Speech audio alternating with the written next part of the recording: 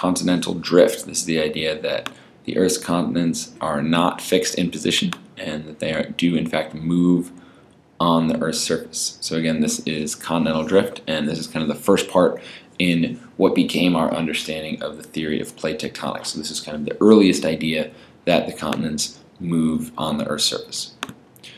So if you take a look at the map of the world today, you'll notice that the continents seem like they could fit together, right? The most obvious example is South America and Africa, right?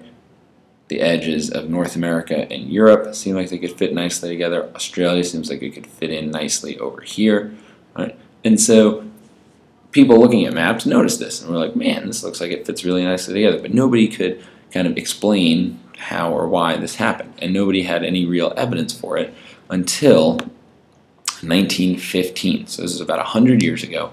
A young German scientist named Alfred Wegener, in German the W's are pronounced like V's, made a hypothesis of continental drift.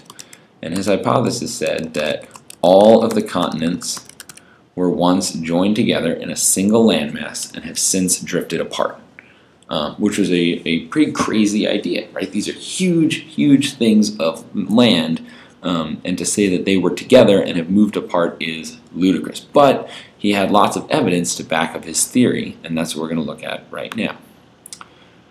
So he believed that the continents were together and formed a supercontinent that he called Pangaea, which means all lands in ancient Greek. And this would have existed about 300 million years ago. So you can kind of see today's continents: North America, South America, Africa, Antarctica.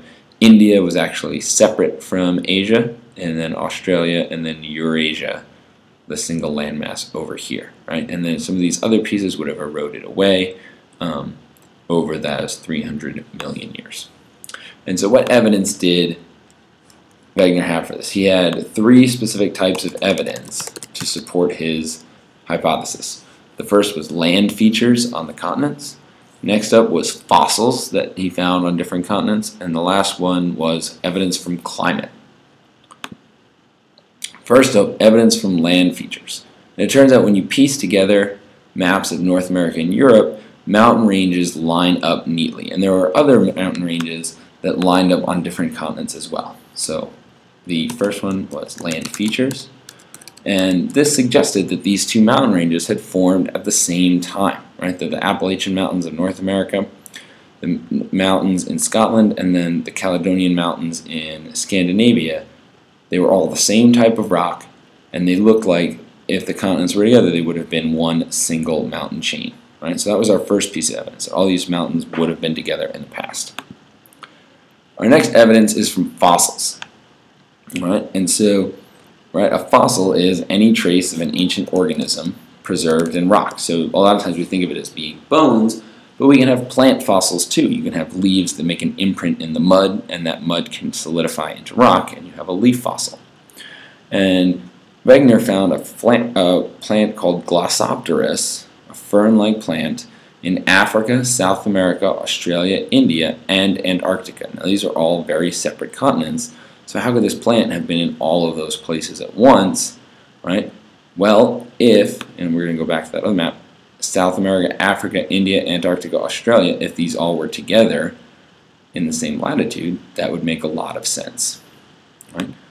Another one was an animal called Mesosaurus. It was a freshwater reptile, and we know that from looking at its bone structure, but is found on two different sides of the Atlantic Ocean, which would only make sense if these two continents were joined together at some time in the past, because this animal would not have been able to swim all the way across the oceans.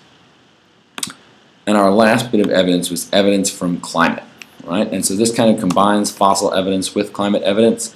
But if continents move towards the equator, they would get warmer, and towards the poles, they would get colder. But any fossils in that rock would move with them. And Wegener found fossils of tropical plants on islands near the North Pole, and as well as tropical plants in Antarctica, which would only make sense if those islands or Antarctica had been closer to the equator in the past. So, ultimately though, Wegener couldn't answer a key question. All right, so Wegener's hypothesis was rejected. Should spell rejected correctly. All right, Wegener couldn't explain how the continents move, right? And it took over 50 years before scientists were able to come up with an explanation for how these continents move. And we'll talk about that next week. But ultimately, at the beginning, in 1915, scientists rejected Wegener's hypothesis because he couldn't answer this question of how did these continents split apart.